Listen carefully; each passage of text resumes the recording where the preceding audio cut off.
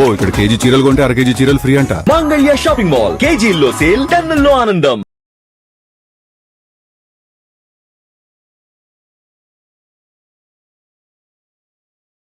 నమస్కారం, welcome to I dream. ధర్మ మార్గం విత్ విజిత కార్యక్రమానికి స్వాగతం. ప్రస్తుతం నా ముందరున్న వ్యక్తికి పెద్దగా పరిచయం అక్కరలేని మనిషి అని చెప్పొచ్చు. నిజంగా ఆయన గురించి చెప్పాలి అని అంటే ఇటు వృత్తిని ఇటు ఆధ్యాత్మికతని అందరికీ అందించడంలో ఎక్కడా కూడా ఏ చిన్న లోటు లేకుండా అన్ని బ్యాలెన్స్ చేసుకొస్తున్న వ్యక్తి ఆయనే. వృత్తిరీత్యా ప్రొఫెసర్గా ఉన్నారు, ఆధ్యాత్మిక ప్రపంచంలో ఒక ఆచార్యులుగా ఉన్నారు. వారే బ్రహ్మశ్రీ డాక్టర్ కాకునూరి సూర్యనారాయణ మూర్తి గారు. ఇప్పుడు గురుగారితో మాట్లాడి మంచి మంచి విషయాలు అడిగి తెలుసుకునే ప్రయత్నం చేద్దాం.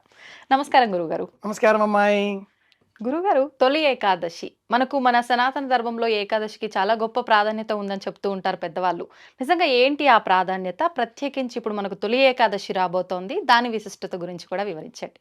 అనగా రాగ మతిశయించునుండు. సంవత్సరంలో 24 ఏకాదశులు ఉంటాయి. తొలి ఏకాదశి నాడు నేనేం చేస్తే నాకు ప్రయోజనం? తొలి ఏకాదశి నాడు ఉపవాసం ఉంటే నాకేమిటి లాభం? పైగా కొద్దిగా గొప్ప ఆకలి వేస్తుంది. ఏకాదశి అనగానే ఉపవాసం ఉండండి అని చెప్తూ ఉంటారు. ఆలయ దర్శనం, ఆఫీస్ ఉంటుందిగా, సెలవు ఇవ్వరు. మరి తొలి ఏకాదశి నాడు రాత్రి వేళ కూడా నిద్రపోకూడదు. చాలా కష్టం అండి, ఆఫీస్ ఉంటుంది కదా. మళ్ళీ తొలి ఏకాదశి నాడు చెప్పులు వేసుకోకూడదు. ఆఫీస్కి ఎలా వెళ్ళాలి? బైక్ కిక్ కొట్టాలి అంటే చెప్పు ఉండాలి. తొలి ఏకాదశి నాడు మీరు చెప్పే ఈ నియమాలన్నీ కూడా ఈనాడు జీవన శైలికి సరిపోయేవి కావు. ఈ తొలి ఏకాదశి నియమాలన్నీ అవుట్డేటెడ్, పాతకాలం. అప్డేట్ వెర్షన్ ఏదైనా చెప్పండి. క్వశ్చన్ మాదే, ఆన్సర్ మాదే, తేల్చేసుకోవడం కూడా మాదే అంటూ ఉంటారు. ఇది ఈ అమ్మాయి కాదు తల్లి, లోకంలో అందరూ కూడా అలాగే ఉన్నారు. మాకేమిటి? అవునవును, ఎస్, నిజమే. శరీరం అంతా కూడా మట్టి రాచుకొని స్నానం చేస్తే మృత్తికా స్నానం అని ధర్మశాస్త్రం చెబుతుంది. అబ్బే మాకు అక్కర్లేదండి తొక్కల పుస్తకాలు అంటారు. మడ్ బాత్ అంటే మనం కౌలాలంపూర్ వెళ్ళి లేదా మలేషియా వెళ్ళి అలా మనం బురద రాచుకొని స్నానం చేసి వస్తాం. ఉపవాసం ఉంటే క్షేమం, పుస్తకాల్లో ఉంది. ఏకాదశి ఉపవాసం లాభం. ఏమో మీరేమో చెప్తూ ఉంటారు, అలా కాదు. 16 hours గ్యాప్ ఫాస్టింగ్, 16 గంటలు మీరు ఏం తీసుకోకుండా ఉండండి, మీకు ఉదరకోశం పర్ఫెక్ట్ అవుతుంది. 8 ప్యాక్ కావాలా? జిమ్కి వెళ్ళకుండా 6 ప్యాక్ తాత 8 ప్యాక్ తప్పకుండా వస్తుంది. ఉపవాసం ఉండండి 16 hours పర్ డే. పిప్పళ్ళు పొడి చేసి ఆ పిప్పళ్ళు తిని గోరువెచ్చని నీళ్ళు తాగండి. అలా తాగిన 2 గంటల వరకు ఏం తినకుండా ఉండండి, మీకు 6 ప్యాక్ గ్యారంటీ.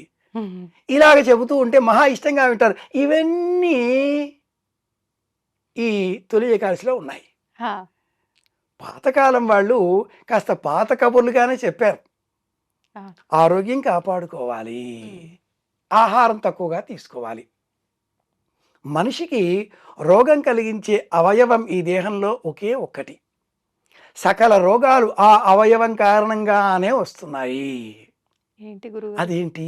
నోరు. నోరున్నది కదా అని అన్నీ వేస్తూ ఉంటాం. మీయడంలాగా ఏదో పశువు దాణా వేసినట్టు, తోచక వేస్తున్నట్టు. బబుల్ గంత్రంతో ఆరంభం చేసి చిక్కిలీలను మొదలుపెట్టి ప్రపంచంలో ఉండే డ్రై ఫ్రూట్స్ అన్నీ తినేస్తామన్నట్లుగా ఉపవాసం ఉంటే ఒక 24 చపాతీలు, ఒక 3-4 డజన్ల అరటిపళ్ళు, ఒక 20 ఏమంటారు మామిడి పళ్ళు సరిపోతాయండి పొద్దుటికి అనేవాళ్ళు ఉంటారు. ఇవాళ ఉపవాసం కదా, అన్నం వద్దు, పళ్ళు ఏవో తినమన్నారు గురువుగారు, పెద్ద పెద్ద వాళ్ళు చెప్పారు కాబట్టి నేను ఇవాళ పళ్ళే తింటాను, 2 డజన్ల చక్కెర కేళీలు తీసుకురండి చాలు, ఓ 2 డజన్ల చపాతీలు పూరీలు తినొచ్చని చెప్పారు కదా, సాయంత్రం చేస్తానులే అనేవాళ్ళు ఉంటారు. ప్రమాదకరం. నోరు చేసే తప్పులలో ఒకటి మెయ్యడం. దొరికిందల్లా మేస్తూ ఉంటాం. తొలి ఏకాదశి నాడు ఏమీ తినకూడదు కంప్లీట్గా. అలా చెప్పకండి. మేము ఇనామ్ టాబ్లెట్ వేసుకోవాలి బీపీ కోసం, అలాగే డైనరా వేసుకోవాలి షుగర్ కోసం. ఉదయం లేవగానే 25 mg 50 mg వేసుకోకపోతే మాకు ప్రాణాలు పోతాయి. మాత్రాబలం వేదంలో ఉన్న మాట ఇది. శీక్షామ్యాక్ష్యాస్యామ వర్ణస్వర మాత్రాబలం సామసంతాన. వేదంలో మాత్రాబలం అంటే మాట్లాడే మాటకు ఉండేటటువంటి ధ్వని శక్తి. ఓకే. ఈనాటి కాలంలో మాత్రా బలం అంటే టాబ్లెట్ బలం. అవును. ఇల్లాడితో మాట్లాడాలన్నా ఇవాళ రేపటి టాబ్లెట్లు వేసుకుని మాట్లాడుతున్నారట. కంటెంట్లోకి వచ్చేస్తే మాత్ర ఇంతటి బలం ఇస్తుంది. ఉమ్. అది ఆనాడు అలా ఉండిందే. మాత్ర వేసుకోకపోతే మేము పడిపోతామండి. అలాంటప్పుడు ఉడకబెట్టనటువంటి ఉమ్. ఓ అరటిపండు, నువ్వులు బెల్లం కలిపిన అంత ముద్ద, అంత కాదు అంత ముద్ద, అరచేతిలో పట్టేంత, పెసరపప్పు బియ్యం వేసి గంజి వార్చకుండా అలా ఉడకబెట్టిన పదార్థం కాసింత, జొన్నలు వేయించి వాటిని మిక్సీలో వేసి పౌడర్గా చేసి ఉడకబెట్టి ఆ కాసింత, ఇది తిని ఉపవాసం చేయవచ్చు, తప్పేం లేదు. శరీరం ఉండాలి. శరీరమాద్యం ఖలు ధర్మ సాధనం.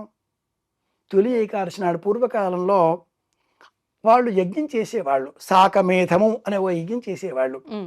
చైత్రం వైశాఖం జ్యేష్టం ఈ కాలాలలో ఎండలు బాగా కాసినందువల్ల భూమి బాగా మండిపోతుంది.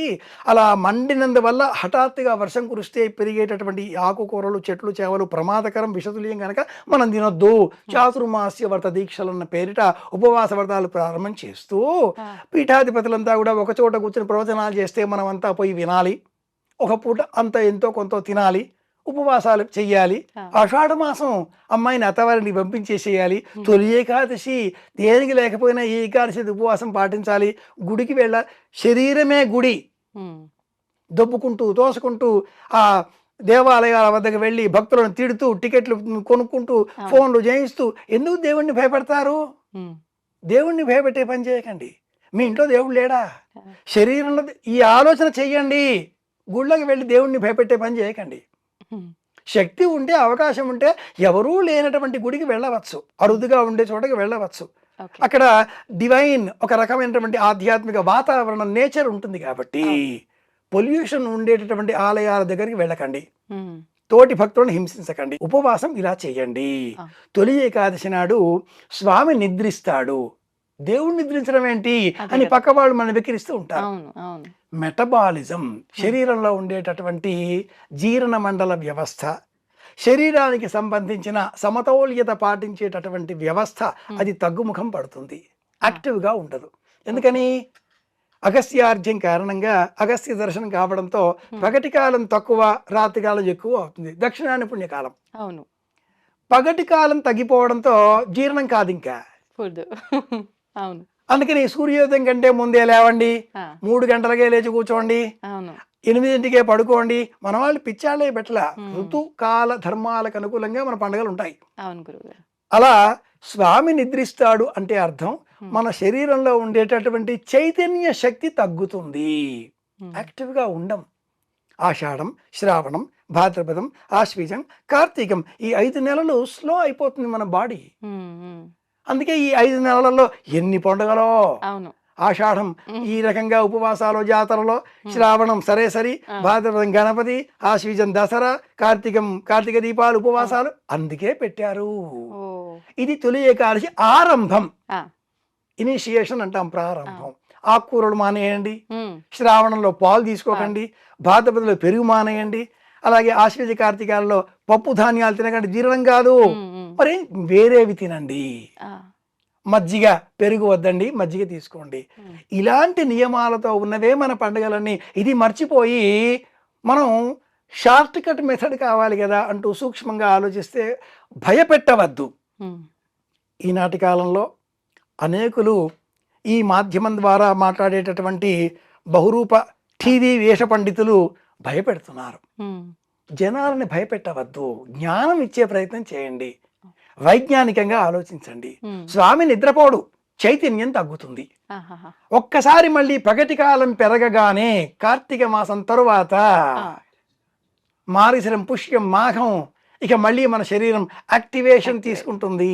సంక్రాంతి రాగానే మాఘమాసాలు, పెళ్ళిళ్ళు, పగలు పెరిగిపోతుంది కాలం. ఇది తొలి ఏకాదశి, విష్ణు శయన ఏకాదశి అని పేరు.